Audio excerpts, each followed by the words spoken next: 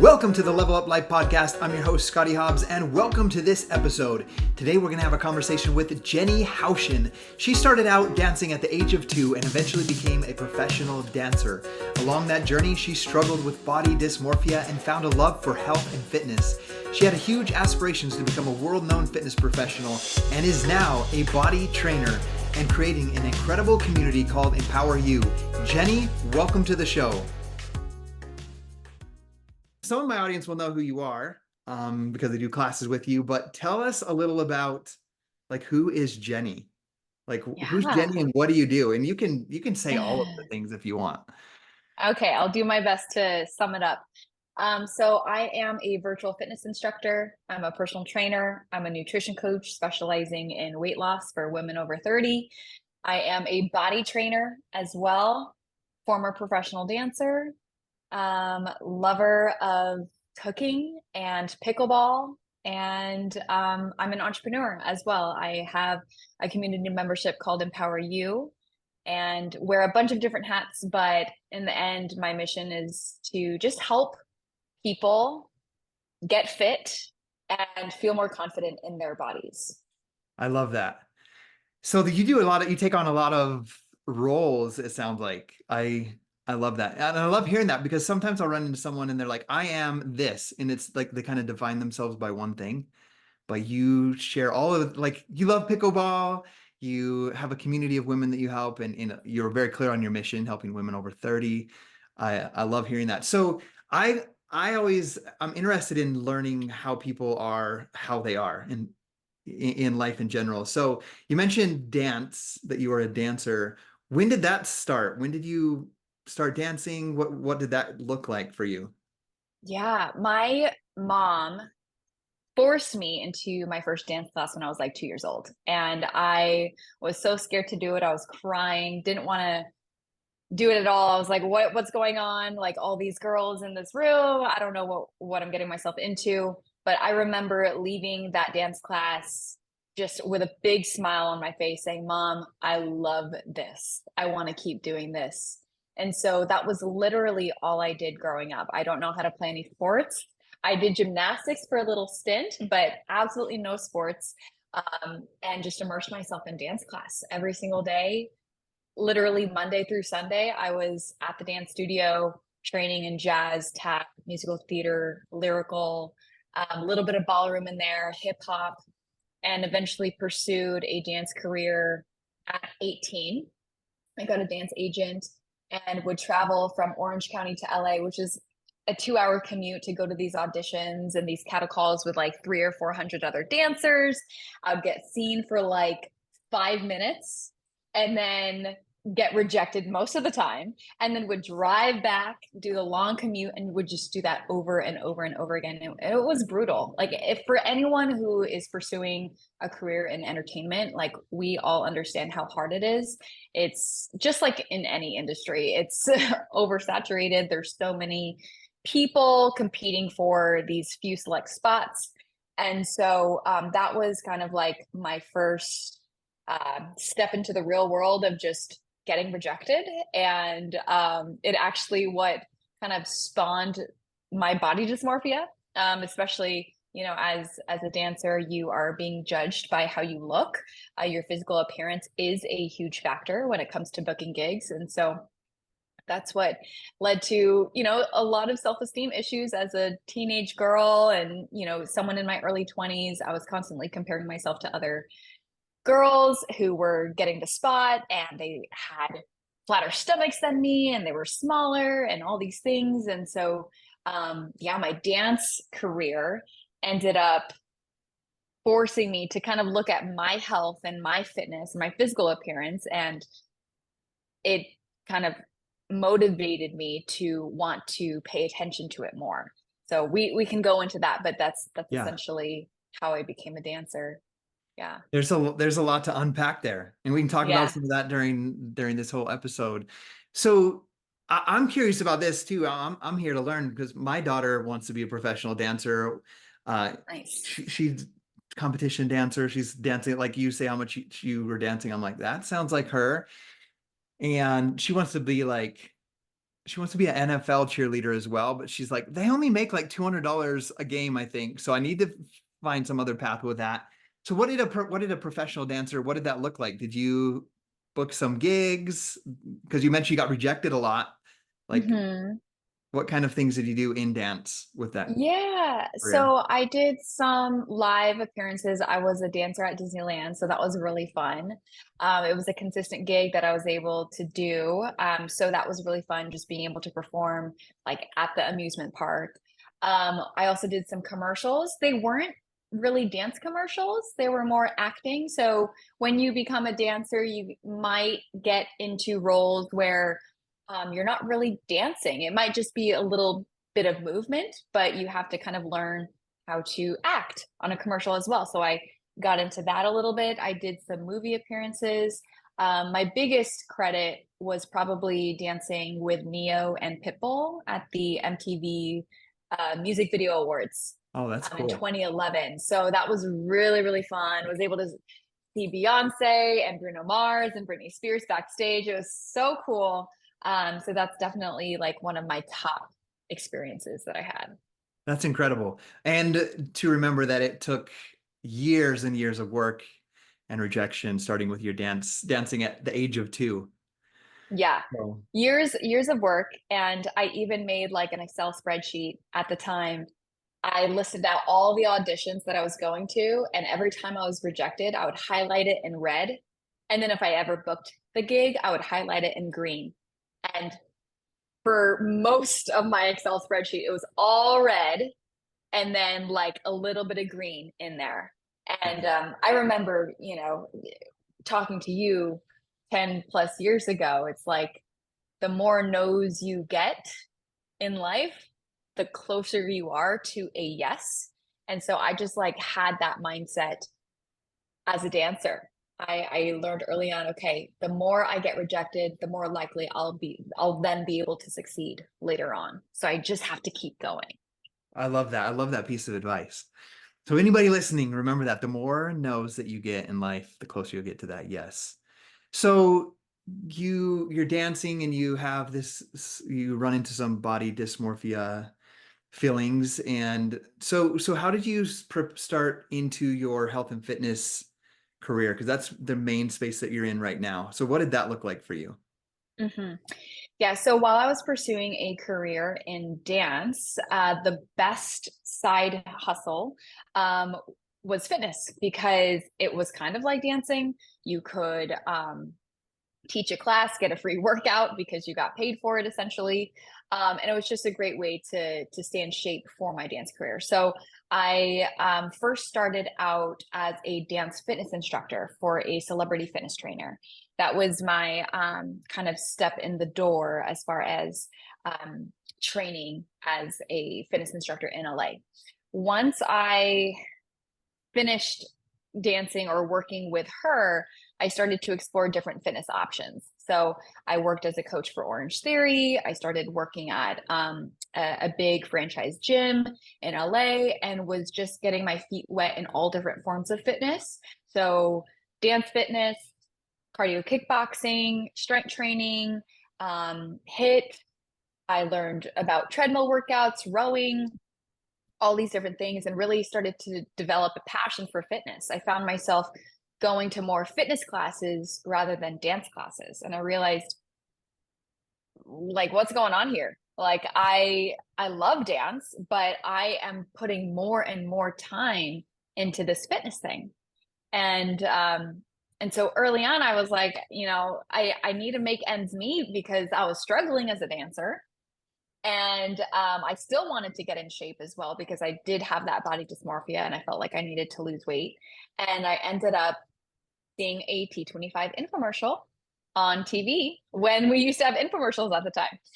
And so that's how I got introduced to Beachbody, which it was Beachbody at the time.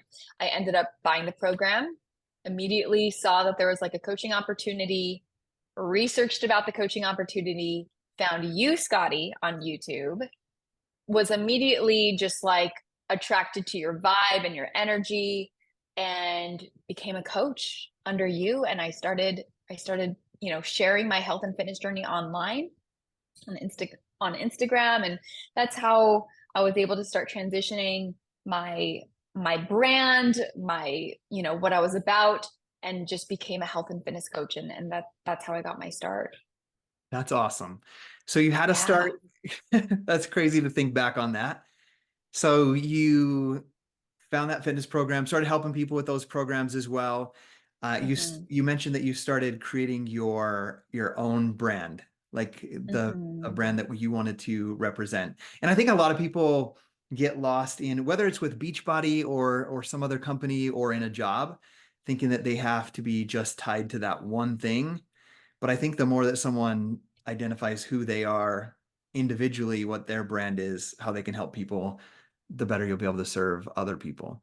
So tell us, so you were doing body coaching, partnered with the company Beachbody, now Body, and then you decide you wanted to create your own programs, correct? With your own brand. So how did that look? What does that look like starting a business like that? Yeah. So, a lot of body partners come in as like fitness enthusiasts, right? They get their own transformation. And I, as an instructor and personal trainer, because I started to get my certifications under my belt, I felt like I had more to offer in the world other than just being, a representative of a company. I wanted to kind of like put my name on something. Yeah. I am a creator. I love thinking of I love building something from scratch. I love the whole idea of creation from start to finish. And I knew I had something in me where I wanted to not just be a representative of products, but I wanted it to be my own. And I wanted to have that like ownership of it. So I was a body partner for a good solid 3 years. And I kind of just like had that end of life question where it's like, if you could go back in time, like at the end of your life, last day on earth, if you could go back in time, like what would be your biggest regret? And my biggest regret when I answered that was like not allowing myself to pursue my ultimate dream, which is to become, a big fitness trainer that everyone knows, and create my own products or my own brand. I didn't really know what I wanted to do, but I knew I had something bigger for me. Yeah. And so I felt like the path of being a body partner just wasn't aligned with what I really truly wanted on the inside. And so it was really, really hard to make that decision, but I did end up, making that decision to kind of retire as a body partner and go build my own brand and do my own thing. So I started to kind of develop my own brand, put myself out there. This is a long span of like, I'm honestly going to say like 5, 6, 7 years of me just trying to make a name for myself. I was putting myself out there on social media, was putting myself out there on YouTube. I created a bunch of different like 4-week programs. I did PDFs. I did, a workout program online that you could purchase. You don't see those now because they're long gone, and they're definitely not the highest quality. But I had to make those mistakes. I had to put it out there, fail forward, learn what the heck am I doing when it comes to online marketing and online business, and just kind of work my way up to where I am now. So it's crazy because it's full circle. During the pandemic, when everything got shut down, I lost a lot of streams of income because I was still a working trainer. And so during that time, I really had to dive into the online space. And that's when Beachbody was starting to develop the body platform. And it's just crazy how, what started my fitness journey is now what I do now, but I'm on the other side of it. I am now the trainer and no longer the kind of the body coach, the body representative. I'm now the trainer. So it's just such a cool full circle moment because like Beachbody changed my life and now I'm a part of it in a different way. And it's just so rewarding to know that like the decision that I made like 7 years ago was the right decision. And I didn't know it at the time, Yeah. but now I realize like that was the right decision for me. Yeah. And I think, what was that question you asked again? Like, if you get to the end of your life, that Yeah, like I, imagine yourself on the last day of your life. What would be your biggest regret if you looked back at your life? I love that. Yeah. And then I answered it. I was just like, I would totally regret not going for my dream. No matter how hard it gets, like I still to this day have those doubts in in entrepreneurship. I'm like, am I cut out for this? Like it seems so much simpler to get like a W-2 job and get that 9 to 5 and get that like 401k, like health benefits, all those things. Yeah. Sometimes it's easy to go back to that, but I'm just like, I would rather hustle and take a lower paycheck, so to speak, knowing that like I am pursuing something that is my own and that I can far, exceed the results that I can get from like a 9 to 5. You know what I mean? Yeah. Yeah. I know 100%. So Gabby and I often have that conversation. So, we do multiple vacation rentals. We lead our body partner business. I have this podcast. I have some other projects that are not announced that I'm working on. So all of these things are like entrepreneur type things. No, there's no 9 to 5, there's no guaranteed paycheck. And sometimes Right. when I'm having our weekly date that we do on Thursdays, I'm like, man, sometimes like I tell her, I love our life. I love this freedom that we could be on a date in the middle of a Thursday, that I could take the kids are out of school. I could take them to the cabin. I can drive my kids to school. Like I love all that freedom. I would never trade it for anything. But man, it would be so easy to clock in at 8 and like just be told to write a manual like I used to, and then come home at 5 and never think it about it Yeah, again until the next day. So easy. totally. We joke about that Totally. all the time.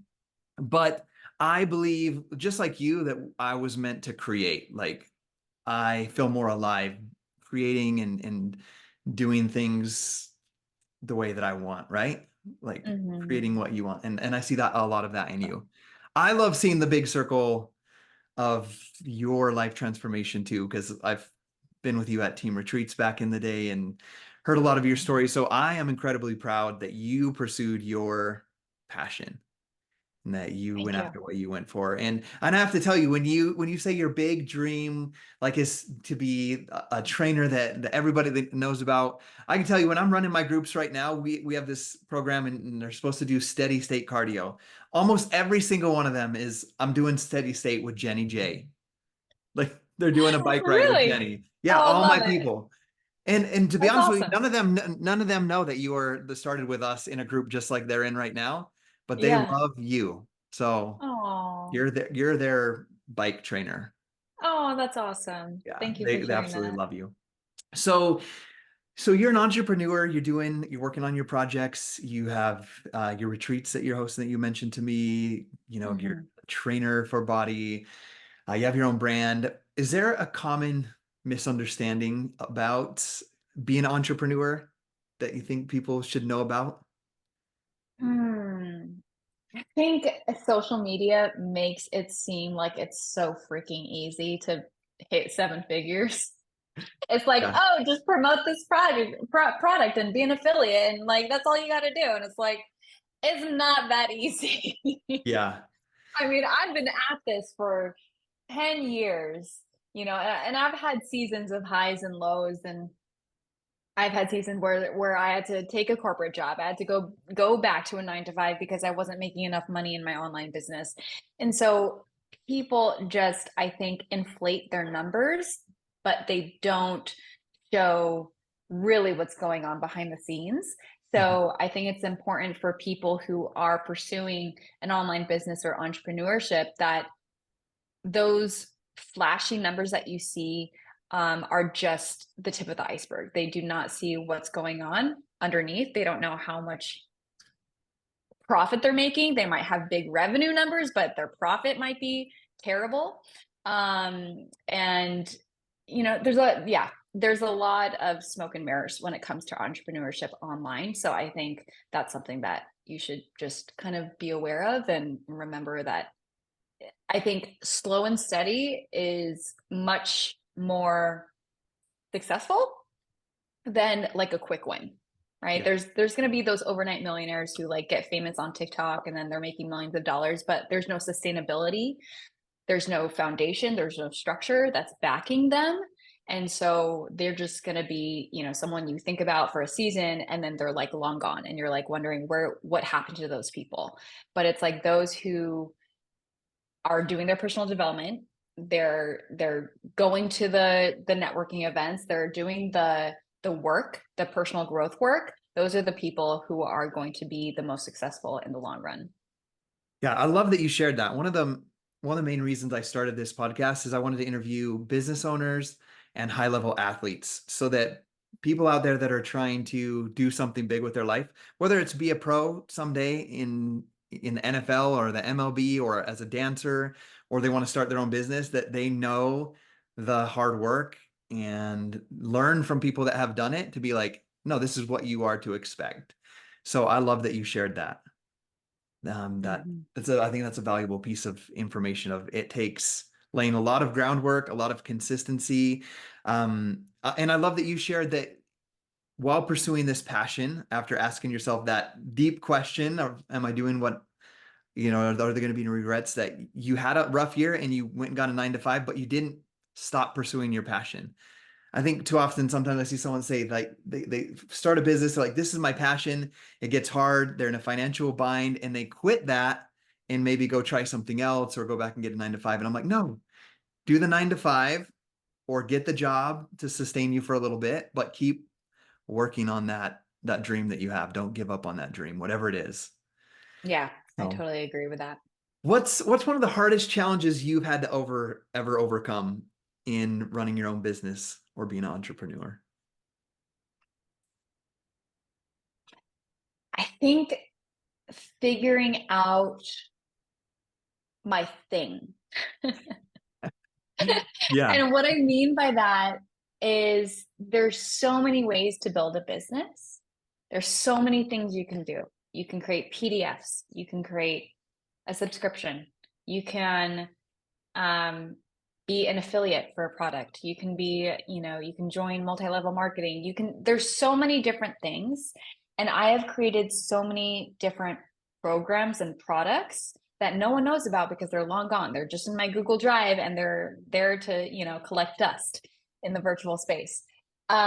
So I think the hardest part was just figuring out what's going to stick and what can I sustainably promote forever. I, Yeah.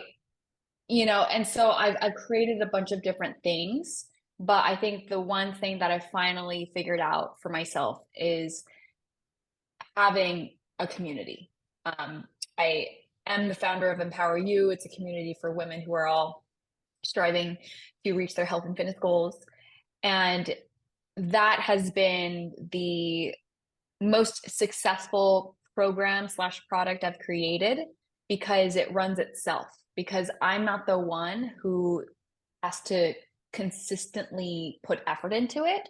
Yeah. Because it's a community, people are not necessarily running the group, but it's self-sustaining because they are talking to each other, they're engaging, they feel like they're a part of something, and I don't have to put all of this mental energy to keep it running. And as Yeah. long as I provide valuable content on a monthly basis, it's going to keep running. And what's amazing about it is when people love the product, they are the best referrals for other people to join. And so marketing gets easier. Proof of concept becomes easier because they're sharing all of their wins in the group. And those are perfect testimonials that I can put on a sales page or on Instagram.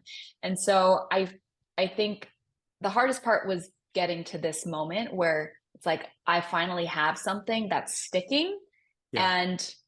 and is scalable, right? Because once we've created the community, once we've created the product, all we need to do is start adding in more people. Yeah. And so that's I think that's the best gift that all of the mistakes and the failures that I've had in the past, that has been the greatest gift for sure. Thank you for sharing that. What's the name of your community again, in case anybody wants to look you up in that? Empower You. Empower You. Awesome. Yeah, so we open up doors just 4 times a year because we don't want people to come in and out the door very Mhm. quickly. It's a very exclusive, intimate community of women. And so we want women as they come in to feel supported and feel like they're a part of something. So we put them into like little cohorts every single time they enroll. They are the newbies and then they get acclimated with the older members, and then we bring in members like every quarter or so. So we're opening up our doors next month. So in case you're interested, we can I can put the information and send it Yeah. to you. Yeah. If you send So it to me, I'll make sure to put yeah, it in the description. That's cool. awesome. Thank you for sharing that. Now, so you're doing all these things. You have your community that you're running. You're about to host a retreat with that community.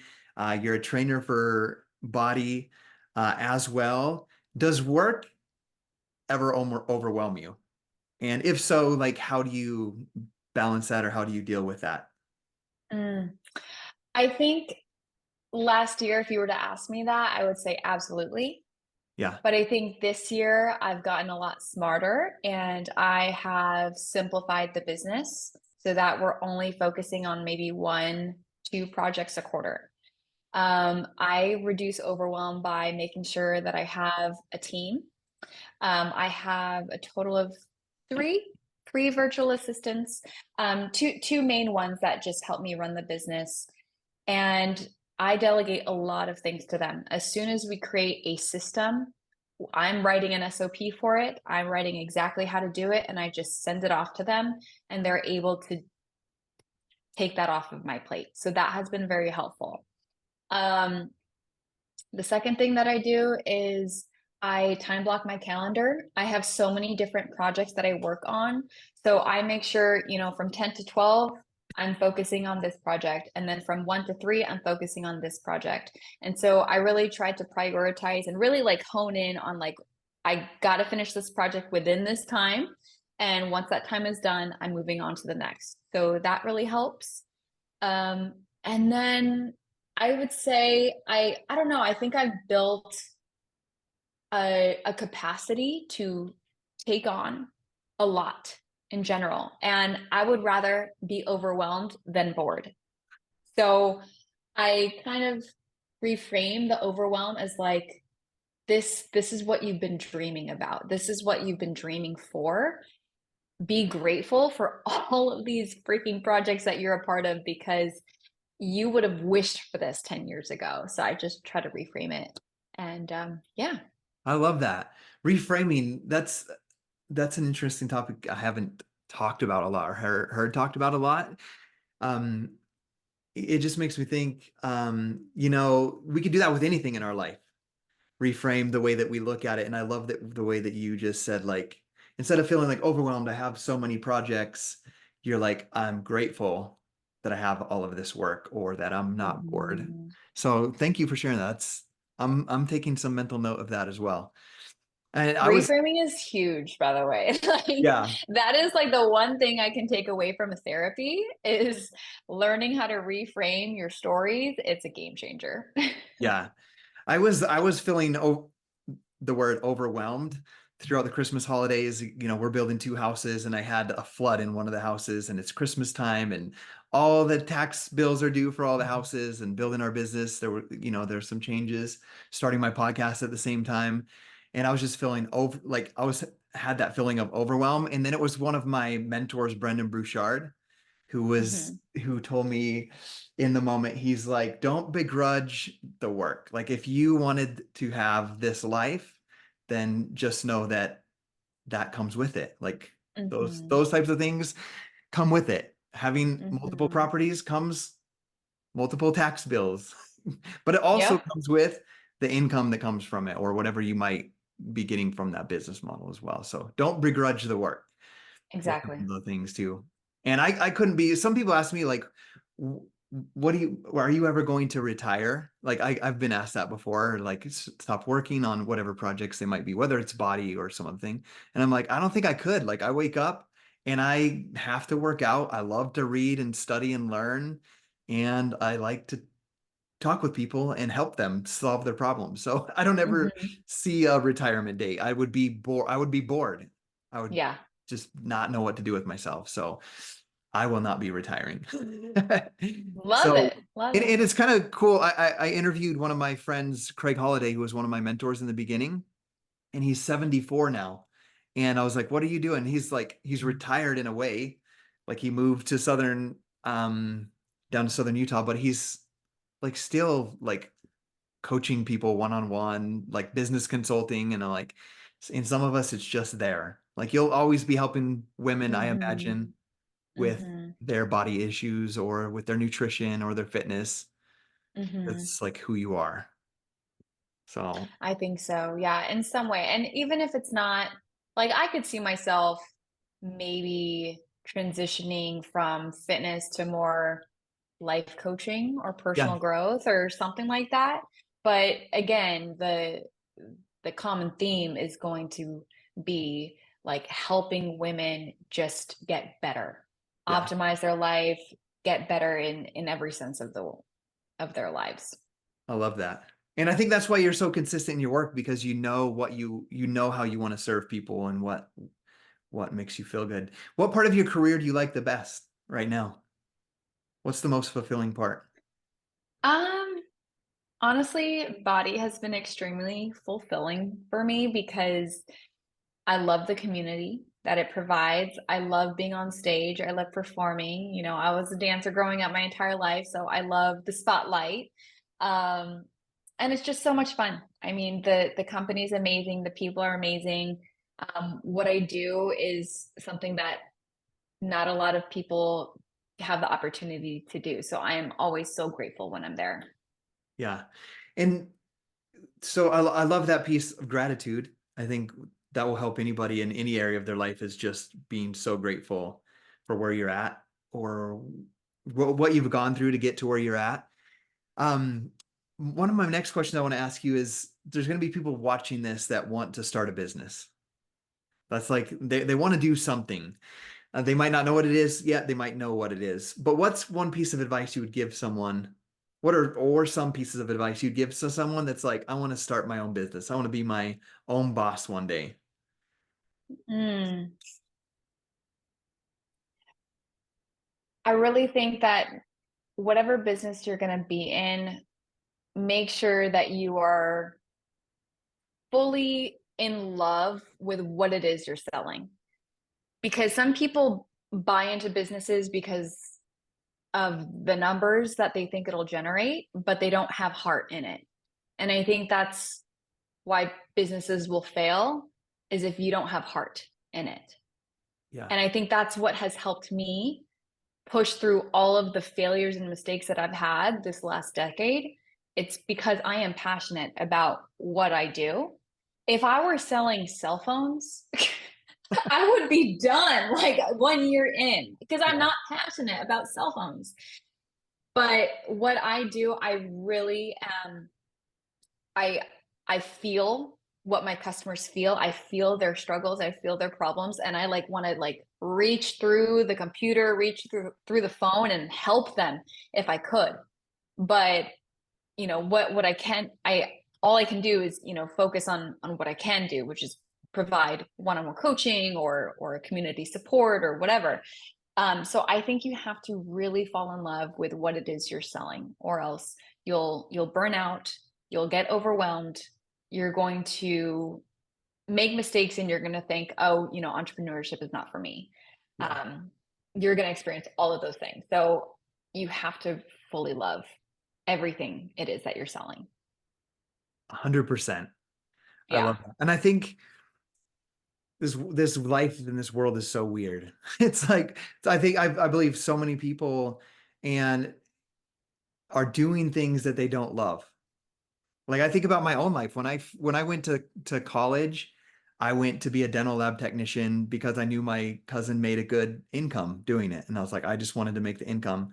I made it through school because I'm a hard worker, top of my class. But then within 1 year, I was like, I absolutely hate sitting back here with goggles on, looking through a little microscope, making teeth. Like miserable. right? But I Hmm. went into that career because I just thought I would have a good income or a good career from it. Hmm. So I think it's important, piggybacking off of what you shared, is that you, whether it's in a job or starting your own business, need to find something that is fulfilling because you only have one life here. So you better, might as well do something that you love with your time. Exactly. I mean, Yeah. there's going to be hard parts. Even though you love doing what you do, there's going to be hard days. Someone quits on you or someone Hmm. don't unload some of their lifelong trauma on you and you absorb that. Like there's going to be hard things, but it's something that you love to do. Yeah. Right. Um, so I want to ask you a question. What do you can, what or who do you contribute your success to?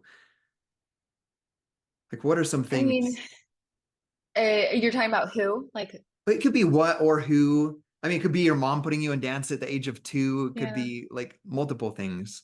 Yeah.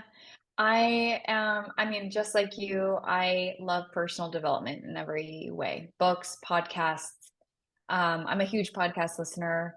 Um, I would say just off at the top of my head, Chalene Johnson was a big business mentor, and fitness mentor. Still follow her, still love her. James Wedmore, is a really great businessman who is amazing. I follow his business by design system. There's also other people that I just like to hear from. I like Lori Harder's podcast, Chris Harder, um, Mel Abraham. He's all about finance. I listen to finance podcasts, just business podcasts in general. I'm just like a sponge. I just try to take it all in. So I can't pinpoint like any one person, but I think it's the culmination of all of these people who are sharing their knowledge for free Yeah. to help me be better as a person. And there's so much out there. There's Yeah. so many books that you could read, so many podcasts, YouTube videos of just incredible knowledge of people that have gone through what you're going to go through in life and share their experience. Hmm. So I say take advantage of every single one of those, right? Yeah. What's a hardship in your life? What hardship taught you the most in your life? What's a hardship you went through that taught you the most? Ah, goodness. Well, I already have touched on business hardship. Yeah. Um, I would say if we're going to get really personal and deep, hardship with my dad because he left our family at like 10 years old, and I think a lot of the feelings of not enoughness stemmed from that experience. And so I had to work through like a lot of therapy to kind of heal that hole that was missing in Mhm. my life. And so yeah, I feel like that's really what has stemmed has been the root of my own self-esteem issues. And thankfully now, after like therapy and healing and building a better relationship with him, I've been able to heal that and truly love and accept myself. And I do feel enough, and I do feel like I can accept and love myself fully. So that was probably the biggest hardship, that I'm so grateful that I have healed. I'm sure we're never healed, right? We have a whole life to kind of heal ourselves from past childhood trauma, but I do feel like I've had a huge evolution when it comes to my own confidence, after kind of dealing with that. Yeah. Thank you for sharing that. Because I know people might see you riding your bike, teaching the class and all full of energy and spunk and excitement, and they don't know that part. And they think maybe you've Hmm. always been like that. So they might look at you and be like, oh, I could never be like that because I've been through this or because I dealt with this. So I think it's Hmm. powerful that you shared that. And you shared some of what it taught you. And I love that you shared that. And I love that you mentioned that you went through some therapy, that you worked, you're working on that relationship. And have learned through that. Is there any other things through from that experience that you've learned or that experience has taught you that you could pass on to someone else? Mm, I would say, I mean, I'm not a parent yet, but the relationship with your children really do matter. And so if I ever do have children down the road, like I really want to make sure that that relationship with them is solid and that I affirm to them that they are enough and that they are loved and just constantly repeat that message because we like as children we are sponges and we develop our truths and beliefs in the world very early on and we're very impressionable. So I think what you say to them and how you behave in front of them really really matters in those impressionable years. So I definitely think that like that's my big takeaway if I ever are to become a mom Yeah. is to really set a good example so that they can so that they don't have to deal with the confidence issues that I dealt with and the body dysmorphia. Like I can't help what they're going to experience when they go to school or what they're looking at on TikTok or Instagram, but like I can do my darndest best Yeah. at home. So yeah. And I believe you're going to be one of the best when that day comes. Thank That'll you. be that'll be exciting. That'll be an exciting journey to watch. Yeah, thank you. That's fun. You were talking earlier about getting clarity about your mission. As you know, I've been running my business for it'll be 13 years this spring, which is crazy. But even recently, over the past 6 months, I've gotten more clarity on my mission. So I loved when you shared like how that process was for you. And mine is to help people understand the importance that their family is the most important work on earth. And it goes fast. Like my oldest is 17, she'll be 18 this year. And so Mhm. my mission, although like the majority of what I do is help people with the programs and the supplements and the meal plans, like what I really want is like I know and they could eliminate eating processed foods, drink more water, get more rest, meditate, walk, ride a bike, do some exercises, and they're gonna feel better. They don't always need a really structured plan that Mhm. they can do those things. We do have those tools. You have those tools. I have those tools, and I know that it will help having that structure. But the way that I really want to help them is just helping them understand that by doing those things, they're going to be a better parent. They're going to be able to be more present as they work on themselves and be that Mhm. example for their kids and their future generations. So I just have a couple more questions that I want to ask you about today. So man, just thinking back, it's like over 10 years ago we first met, and then you've walked us kind of through your journey and where you're at right now. Um, are you living like you thought you would 5 years ago?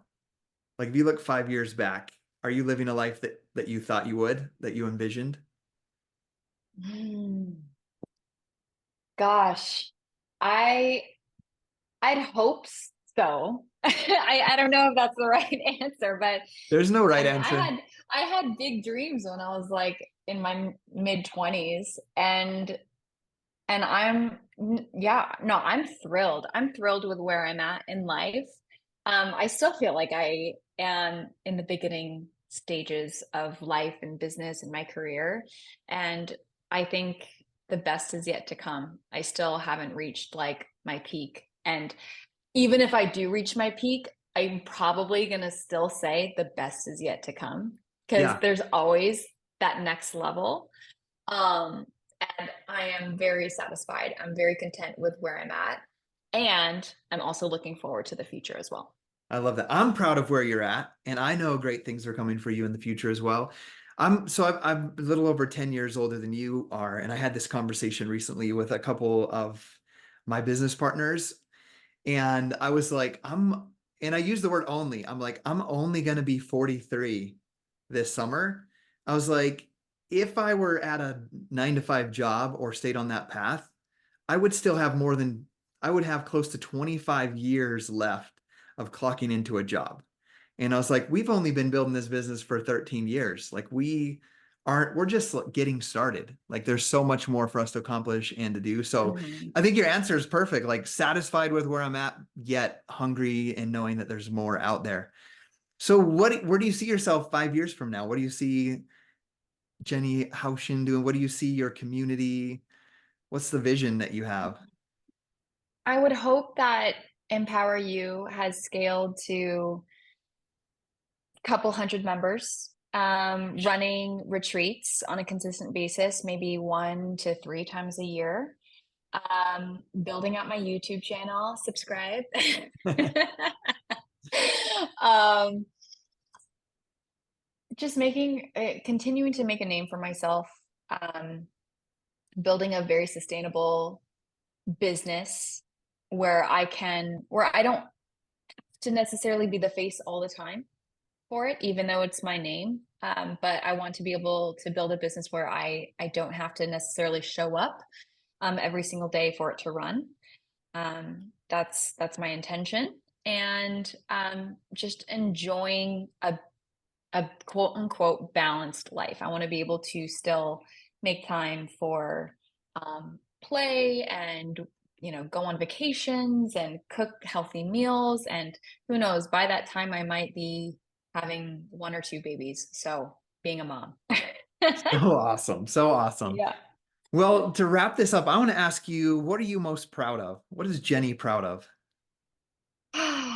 um I'm proud of my consistency. I know we've talked about this like a bunch of times on other interviews, but I definitely think I'm one of the most consistent people I know. And I think that's the true indicator of my success, is that I am willing to show up every single day and do the things that I need to do to hit my goals.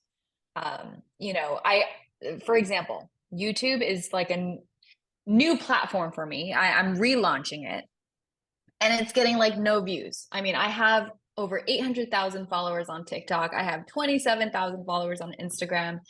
I have 16,000 on YouTube. It is growing, but I get like close to like less than 100 views on a single YouTube video, and I put hours into creating it, and Yeah. it's not getting any return on my investment. But I have the discipline to continue showing up, knowing that it's not paying, like giving me what I know it deserves monetarily. It's not giving me that yet, but I'm willing to put in the work, and I'm willing to stay consistent with that to see the fruits of my labor maybe 2, 3, 4, 5 years down the road. So I I know what I'm working towards, and I'm willing to delay that gratification to reach that goal. So I think just discipline, consistency, and staying with the vision for what I want in my career, and just being willing to kind of put your head down and just do it. Just do it no matter what you feel like. Yeah, just do it. Yeah. Man, I feel like we could go another hour just talking about the vision and then staying consistent and doing it whether you feel like it or not. But Yeah. we won't do that on this occasion.